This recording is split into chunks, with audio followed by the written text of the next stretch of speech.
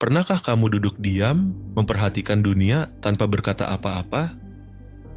Bukan karena tak punya kata, tapi karena tahu suaramu mungkin tidak akan didengar. Hari ini, di tengah sorotan cahaya dari gedung-gedung mewah, masih ada suara-suara lirih yang nyaris tenggelam oleh gemuruh kekuasaan.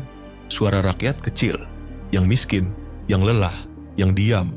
Kita hidup di tanah yang kaya emas, kaya hasil bumi, kaya sumber daya, tapi entah kenapa, kekayaan itu seolah hanya mengalir ke arah yang sama. Selalu ke atas, selalu ke tangan yang sama.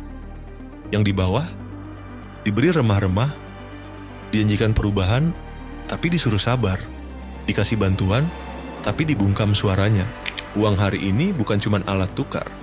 Ia berubah jadi kuasa. Bisa beli suara, beli pengaruh, beli kebenaran, bahkan beli masa depan. Satu amplop bisa membungkam satu kampung. Satu kontrak bisa menggeser lahan satu generasi. Sementara yang miskin, berteriak pun dianggap mengganggu ketertiban. Jangan salah, orang miskin bukan tidak peduli, mereka tidak bodoh.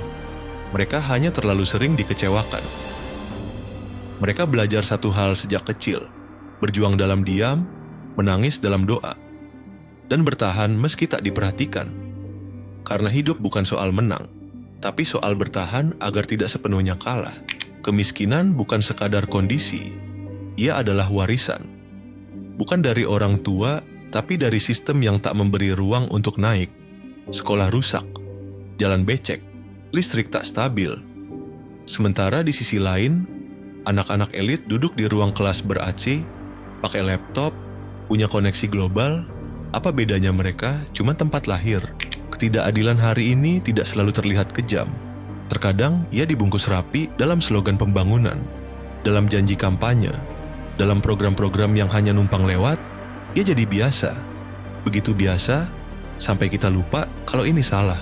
Meski dihimpit realita, masih ada jiwa-jiwa yang percaya bahwa dunia bisa berubah, bahwa keadilan masih bisa diperjuangkan. Bukan lewat demo, bukan lewat kekerasan, tapi lewat kesadaran bahwa semua ini bukan hal yang wajar, dan perubahan besar selalu dimulai dari kesadaran kecil. Kita mungkin tidak bisa ubah segalanya hari ini, tapi kita bisa mulai dari satu hal: membuka mata, mendengarkan suara mereka yang diam, menolak terbiasa dengan ketimpangan.